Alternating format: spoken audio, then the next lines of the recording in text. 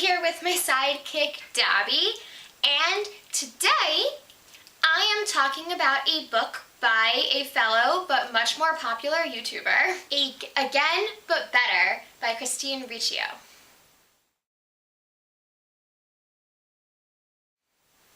I think I'm pronouncing her name correctly. I've been watching her forever, but she doesn't talk about her last name that often. So, Again But Better is Christine's first book, and everybody's super excited for her. I got my hands on it at YALLFest, and I didn't get to read it until a while later.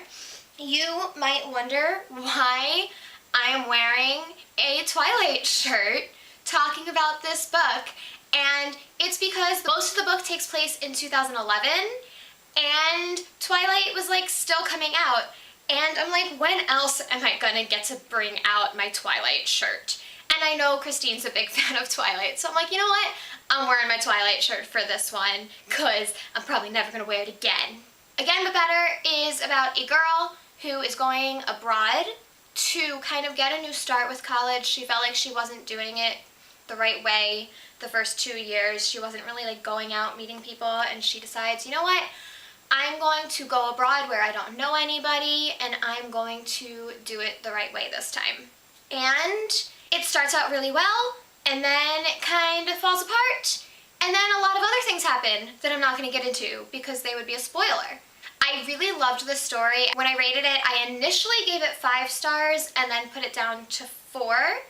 Because my thing is, anytime I watch Christine's videos, she seems to have the same exact thoughts as me on every single book she ever reads. So I should have known that this book should feel like it was basically written for me, because she always wants the same thing I want in books. She always likes the same people and couples as I do.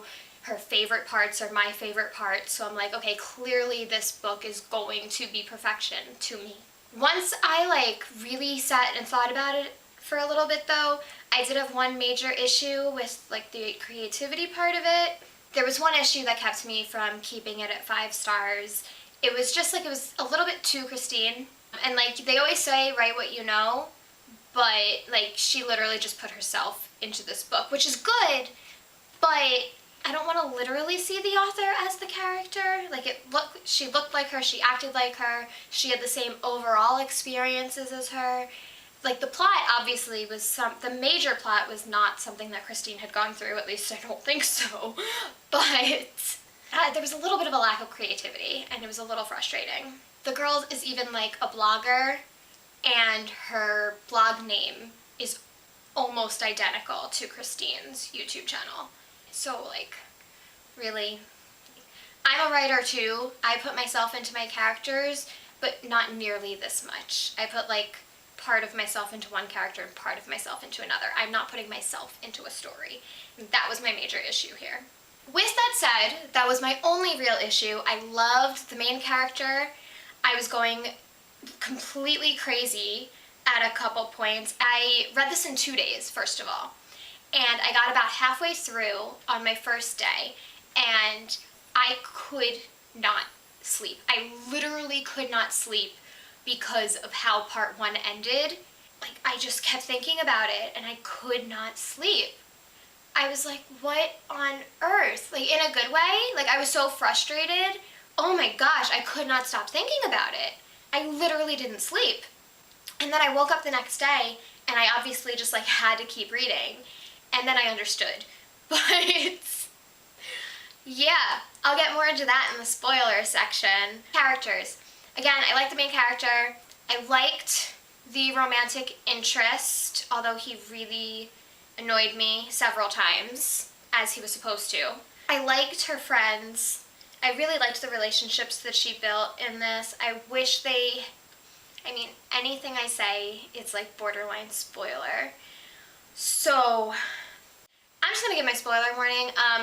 I'm currently recording this about a week and a half before the book is actually released to the public. I will be posting this the day it comes out. Please read it before you watch any of my spoiler section, because there are things in this that you don't necessarily see coming if you have not been spoiled for it.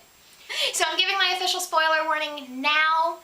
Go ahead and read it. Oh, and I also should say, anything I say about it, it's like I don't know if there have been major changes to the story since YALLFest when I picked this up. I don't think there have been major changes based on what I have seen, because I do follow Christine, and I don't think there's been anything that's changed drastically. So, if something I'm saying makes absolutely no sense with the published version that you have read, let me know, and maybe there's something different in the real one, and I would love to know about that. Don't forget to subscribe if you're leaving, and come back and watch the rest once you have read this book. Okay, bye! Yeah, I know. Alright, don't mind me as I take out my notes on my phone for thoughts. One thing I do need to talk about, the title. Again, but better. So when you first start the book, you're like, okay, so it's about her like starting over with the college experience. This time, like she's starting college again in a new place, but she wants to do better this time. I get it, cool, college, again, but better. And then we go through the first half of the book, and then it flashes to like 7 years later. And I was like, what on earth? I'll come back to that later. But then she's like going back to meet the guy again, and I'm like, okay, so again but better is about their relationship. They're gonna try again, but make it better this time. Got it, that's what it really means, cool. And then they go back in time to do their semester abroad again, but better.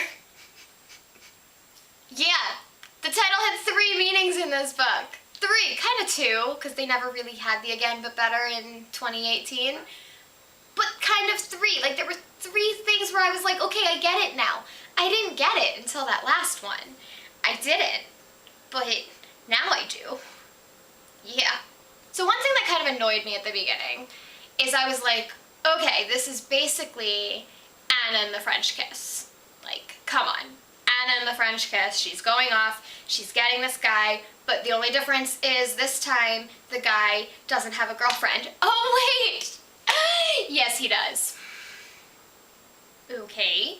So the real difference between Anna and the French Kiss in this, as of like halfway through the book, is that nothing ever actually happens between them. It's like very flirty, they clearly like each other, but they never even kiss. And I was like, that's when I like got halfway and I'm just like, are you serious? Not only did they never kiss, but like they only actually spent like 2 weeks together before he felt so guilty that he just completely cut her out of his life. Not just her though, like he cut everybody in their suite out of his life. And that's why I couldn't sleep. I was just like, wait a second. They were like so close for 2 weeks, like I get the discomfort, but either break up with your damn girlfriend who you never even seemed to care that much about anyway.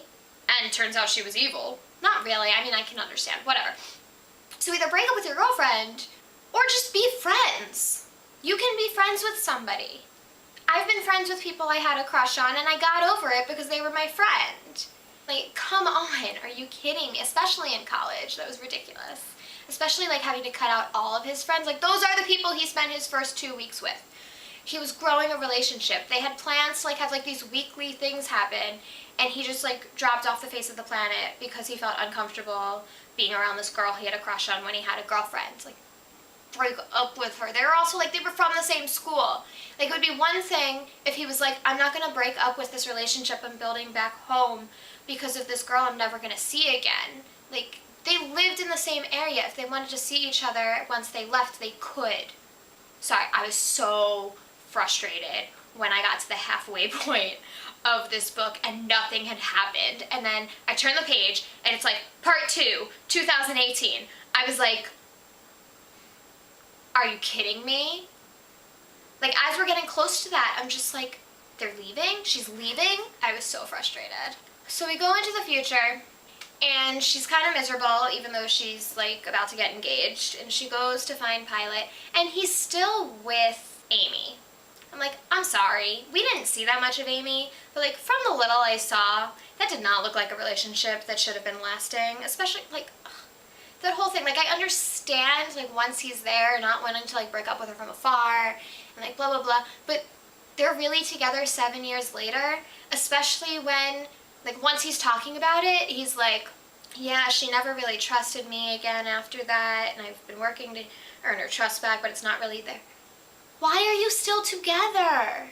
Like, I'm not saying you have to go be with Shane, but be with somebody that you can, where you can trust each other and you were never even tempted to cheat on. Like, seriously? Seriously. Seriously. Okay. Anyway, then we go into the future, and so now I'm like, okay, so it's Anna and the French Kiss meets the Notebook, because then there's this whole, like, going back and finding him years later, and kind of picking up where you were, except not. That's not what happens at all, because they go back in time, and they freak out, and he immediately wants to go back, and I'm just like, why do you want to go back? I actually didn't understand. Like, it was very, very clear to me that there was something there. I'm like, okay, you literally just get to redo it without any consequences to the future. I also didn't get the idea, though, that if they press the button, they go back and don't remember it.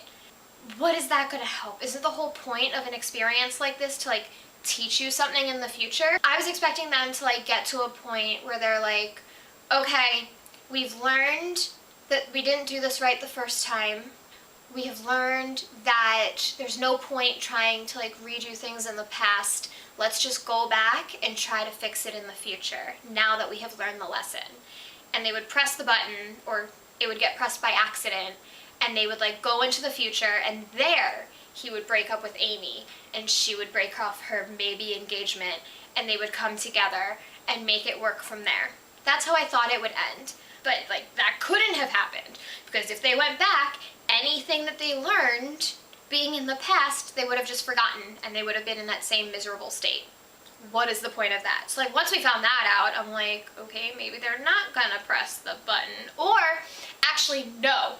What I thought was going to happen at that point was they would go back, either on purpose or by accident, I'm not sure, probably by accident, like somebody else would press it by accident or something. And then there would be, like, a lamppost that made them, like, remember, because remember the whole, like, lamppost thing? Lamppost is there always. That was so Fault in Our Stars, and it was so ridiculous. But they would, like, go back, and something about a lamppost would bring them back together. But none of that happened, because they never went back, which I'm not thrilled with. I mean, it definitely makes it different, because, like, they always go back in these types of books. Like, you always go back to the time it started in. Jumanji, they ended up back where everything started. 13 Going on 30, they ended up back where everything started. Back to the Future, they ended up back where everything started. But in this one, they just kept going in this alternate timeline, which was interesting. I also was a little frustrated that for a while, and I think this was the point, she almost had to choose between being with Pilot and, like, the rest of her life going well. Because when she was with Pilot, she wasn't spending as much time with the rest of her friends, which really frustrated me. And then her job started to suffer, which was really annoying. And all of these terrible things were happening. And so she had to, like, leave him. And then, of course, Amy, having not gotten the message, that pissed me off so much. And then he, like, ugh! I was so mad. I was so mad when Amy showed up again. The other thing that made me really mad was, like, how did she let the same thing happen with her parents again? Couldn't she have just, like, as soon as she went back, been like, okay, the part with my parents, that can't happen again. I'm gonna call them. I'm gonna let them know the truth right now before it becomes a bigger deal, and they'll be mad, but they'll at least be happy that I was honest with them earlier than last time. But no, she let that part happen again. That was annoying. And then they had to separate again. Ugh. And then, yeah, it seemed like she had either Pilot or friends and career. She couldn't have both at the same time. And it was really damn frustrating. But the ending was really cute. And then I have a note here, how do they go months avoiding each other again?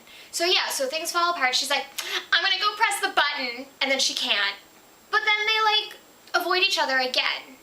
I'm like, you're seriously letting this happen again? What happened to the better? What happened to the better? I was so mad. So mad. At least this time, they do something about it. So annoying thing is, like, they almost didn't learn their lesson. They, like, went back, and then they almost let the same exact thing happen again, which was super annoying. But, I mean, they were really adorable, though. But then, everything works out, everything's fine. We go to the epilogue.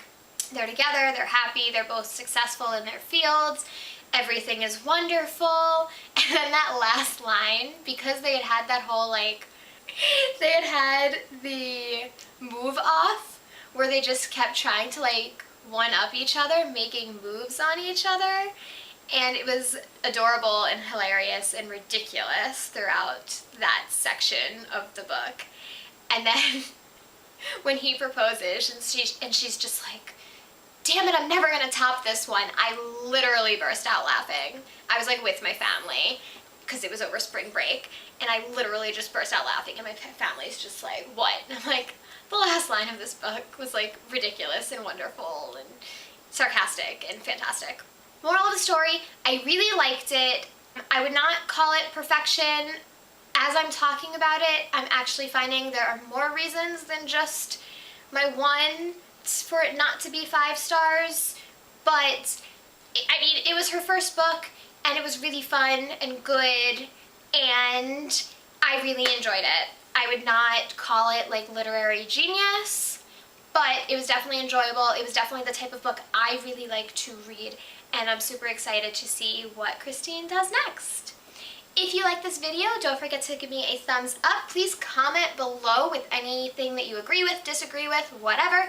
Follow me on Twitter at ReaderGonnaRead, just like my YouTube channel, and subscribe by clicking down below or up there. I will talk to you next time. Goodbye!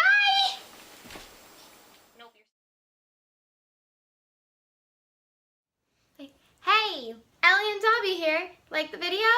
Come subscribe. Do it right now. Click it.